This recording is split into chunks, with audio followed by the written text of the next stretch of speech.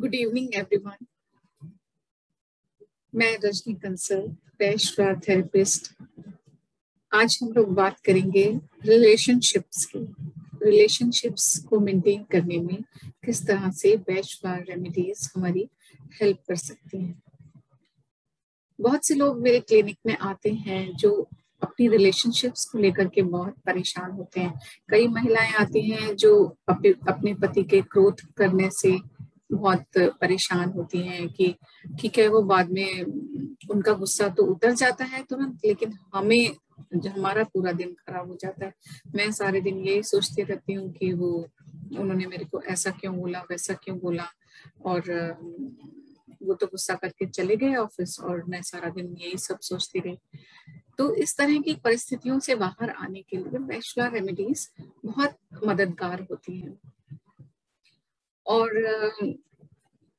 कुछ महिलाओं को ये शिकायत होती है कि मेरी मदर इन लॉ जो है वो बहुत डोमिनेटिंग है, बहुत गुस्सा करती हैं, सब कुछ उनको अपने तरीके से चाहिए होता है, चाहे मैं कितनी भी सेवा कर लूं वो किसी तरह से खुश नहीं हो पाती हैं। और इसी तरह के रोजमर्रा के जीवन में बहुत सारी रिलेशनशिप की प्रॉब्लम्स आती हैं, घर में भी और बाहर भी। ऐसा नहीं है कि सिर्फ घर में ही समस्याएं आती हैं, घर में भी हमें अपने बच्चों के साथ भी सामंजस्य बैठाना पड़ता है। रिलेशनशिप तो हर किसी के साथ हमें निभानी ही है। जब हम गृहस्थ जीवन में आए हैं, इस दुनिया में ही आए हैं, तो हमें सबके साथ निभा के ही चलना है और खुश भी रहना है। हमारा पहला कर्तव्य है कि हम अपनी ओर भी ध्यान दें और अपने आप को खुश रखें।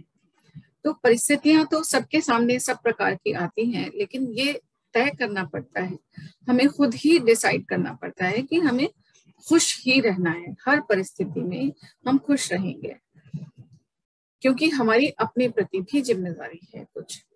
और अगर आप खुश रहेंगे तभी आप दूसरों को भी खुशी दे पाएंगे। अगर आप ही अंदर से परेशान हैं, किसी के कुछ कहने से परेशान हो गए, कभी कोई परेशानी आने से, कोई ऐसी परिस्थिति पैदा होने से परेशान हो गए, तो उससे कोई समस्या का समाधान तो नहीं होगा। समस्या का समाधान होगा जब हम शांत भाव से आई हुई परिस्थिति के बारे में सोच सकेंगे और उसका समाधान ढूंढ सकेंगे। तो पहली बात तो ये है कि अगर हमें अपने आसपास के सब लोगों से बहुत परेशानी हो रही है, कभी अपने पति से, कभी अपने बच्चों से, कभी सास ससुर से, या कभी अपनी और जो रिलेशन है अपने फ्रेंड्स से भी हमें दिक्कत हो रही है, अड़ोसियों पड़ोसियों से, सबसे हमें दिक्कत हो रही है, तो इसका अर्थ ये है कि कहीं अंदर, हमारे अंदर कहीं गुस्सा और चिड़चिड़ाहट पैदा हो रहा है, जिसको हमें खत्म करना है। सबसे पहले हम अपने अंदर के गुस्से को, अपने अंदर की चिड़चिड़ाहट को खत्म करेंगे, तब हम ऑटोमेटिकली देखेंगे कि दूसरे का बर्ताव उतना बुरा नहीं है जितना हमको लग रहा है। जैसा हमें लग रहा है वैसा नहीं। तो अब आगे हमें ये देखना है, वैष्णव के संदर्भ में हम बात कर रहे हैं, तो हम ये देखेंगे कि इस तरह की समस्याएं आती ही क्यों हैं, वो कौन से ऐसे स्वभाव हैं हमारे जिसके कारण ये समस्याएं पैदा होती हैं। तो कुछ लोगों को तो बेसिकली दिक्कत होती है कि वो किसी भी रिलेशनशिप को इनिशिएट नहीं कर सकते, कोई नया मित्र जल्दी से नहीं बना सकते, बहुत हेसिटेशन होता है, या उन्हें लगता है कि जिसके साथ हम मित्रता करने जा रहे हैं वो पता नहीं वो मेरी बात को समझ सकेगा या नहीं, पता नहीं वो मेरे स्तर का है या नहीं, मेरे मानसिक स्तर उसके मानसिक स्तर से मैच करता है या नहीं करता है। इस तरह की झिझक भी होती है, तो उसको हम वाटर वॉयलेट वैश्वा रेमेडी के द्वारा ट्रीट करते हैं।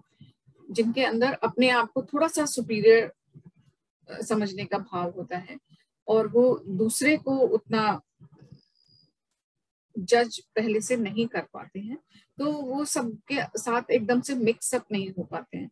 तो इस तरह के जो व्यक्तित्व होते हैं उनको हम वाटर वॉयलेट देते हैं, जिससे कि उन्हें अपना कम्युनिकेशन बेटर करने में सुविधा होती है। और एक और कारण होता है कि कई बार किसी रिलेशनशिप में अगर हमारा फेल्योर हुआ है, कहीं पर किसी के साथ हमारे संबंध अच्छे नहीं रह पाए किसी कारण से, तो एक अंदर गिल्ट आ जाता है कि पता नहीं कुछ मेरे अंदर कमी है और मैंने ऐसा क्यों व्यवहार किया, कुछ अच्छा कर लेती, कुछ दूसरी तरह से व्यवहार कर लेती तो ठीक हो जाता। या एक मन में दुविधा आ जाती है कि संबंध अच्छे होने तो बहुत मुश्किल है, पता नहीं दूसरा अगर अच्छी तरह से नहीं लेता तो मेरे संबंध कैसे अच्छे होंगे दूसरे। तो इस तरह की समस्या भी आ जाती है, तो उसमें हम गिल्ट फीलिंग्स को देखते हुए गिल्ट का इलाज करते हैं। तो pine is the remedy for that. तब इन दैट केस ऐसे पेशेंट को पाइन देने की जरूरत होती है। एक और कारण होता है कि जिससे के कारण कि हमारी रिलेशनशिप सक्सेसफुल नहीं हो पाती है कि हम अपने बारे में जब जरूरत से ज्यादा सोचने लगते हैं, सेल्फलेस नहीं हो पाते हैं। परिवार के अंदर अगर सब लोग सिर्फ अपने बारे में सोचने लगे तो सामंजस्य कैसे पैदा होगा? तब सब लोग सबके रास्ते अलग हो जाएंगे, सब अपनी खुशियों के बारे में सोच रहे हैं, दूसरे की खुशियों और जरूरतों के बारे में अगर नहीं सोच रहे हैं तो वो फिर परिवार कैसे बनेगा? तो इसलिए सेल्फलेस होना परिवार के अंदर बहुत जरूरी है और दूसरी की सुविधा का ध्यान रखना भी जरूरी है। इसका अर्थ ये नहीं है कि आप खुद को बिल्कुल सेक्रीफाइस कर दीजिए, आप अपनी जरूरतों को खत्म कर दीजिए, ऐसा भी नहीं है। फिर आपको लगने लगेगा कि आप विक्टिम हो गए हैं, मैं तो सबका ध्यान रखती हूँ लेकिन मेरा कोई ध्यान नहीं रखता है। ऐसा नहीं है कि ऐसा भाव स्त्रियों में ही आता है, ऐसा पुरुषों में भी आता है। तो सोचते हैं कि मैं तो इतना कमा के लाता हूँ, ये सब करता हूँ, सारा दिन बाहर खटता हूँ, किसके लिए? अपने परिवार के लिए ना, अपने बच्चों के लिए। और घर आता हूँ तो ना मेरी माँ मुझसे सीधे मुंह बात करती है और बीवी भी नहीं पूछती है। तो इस प्रकार के भाव जब आते हैं तो उसका भी हम दूसरी तरह से इलाज करते हैं। और कुछ लोगों की पर्सनैलिटी ऐसी होती है कि जो पूरी तरह से दूसरों का ध्यान रखते हैं, अपने बारे में बिल्कुल भी नहीं सोचते, अपनी जरूरतों को एकदम कंडम कर देते हैं और बिल्कुल स्लेव बन के अपने पूरे परिवार के लिए बिछ जाते हैं, डोर मैट की तरह बिछे रहते हैं। जो किसी ने कहा वो उसकी इच्छा पूरी करने में लग गए, चाहे उनको अपनी निजी रोजमर्रा की जरूरतों को पूरे करने के लिए भी समय ना मिल पा रहा हो तो भी वो दूसरे का करते हैं। किसी को मना नहीं कर सकते, अगर किसी ने कोई काम बता दिया तो उसको मना नहीं कर पाएंगे किसी भी तरह से। तो इस तरह का भी व्यक्तित्व होता है, उसके लिए हम सेंटोरी का प्रयोग करते हैं।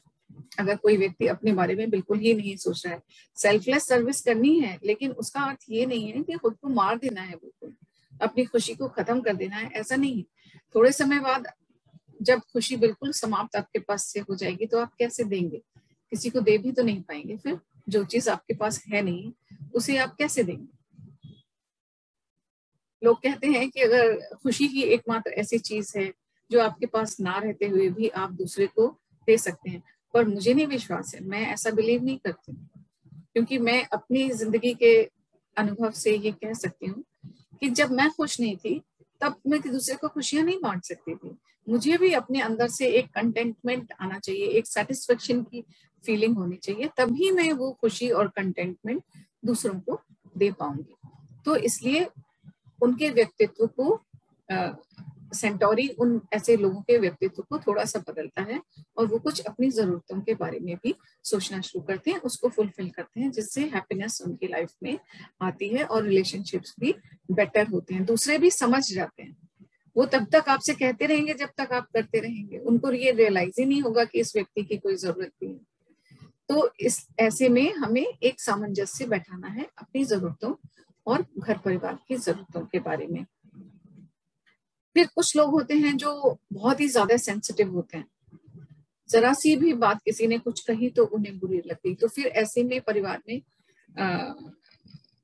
संबंध खराब होते हैं। जरा सा किसी ने टोक दिया तो बहुत ज्यादा बुरा लग गया, इसको भी मदर इन लॉ ने कुछ कह दिया तो हमें बुरा लग गया।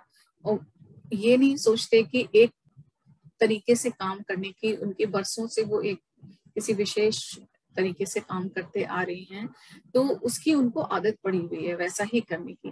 तो अगर वो चाहती हैं अपनी डॉटर इन लॉ से कि वो भी थोड़ा सा उसी तरह से काम कर दे या जिस तरह से वो चाह रही हैं, तो थोड़ा बहुत कभी कर भी देना चाहिए। कभी हो सकता है कि आप ना कर पाए, लेकिन कभी कर देने में भी कोई बुराई नहीं है। या वो बड़ी हैं, उन्होंने कुछ कह दिया, फादर इन लॉ हैं, वो बड़े हैं, उन्होंने अगर कभी हमें डांट भी दिया तो क्या हमारे माता पिता हमें नहीं डांटते?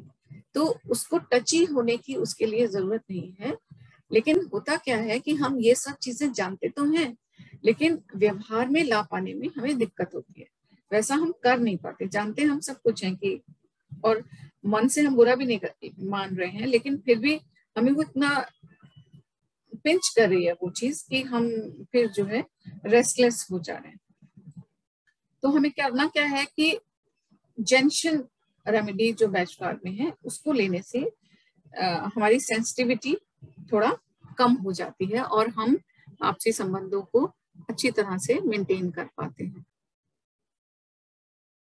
छोटी छोटी बातों को लेकर हमारे सोचने का नजरिया कुछ और होता है और हमसे ऊपर वाली पीढ़ी का नजरिया बिल्कुल डिफरेंट होता है। और अगर हम ध्यान से देखें तो हमारे जो बच्चे हैं उनको हमारा सोचने का तरीका समझ में नहीं आता है। उन्हें लगता है कि हम बिल्कुल नासमझ हैं और हमें कुछ पता नहीं है। वो अपने आप को ही बहुत समझदार समझते हैं।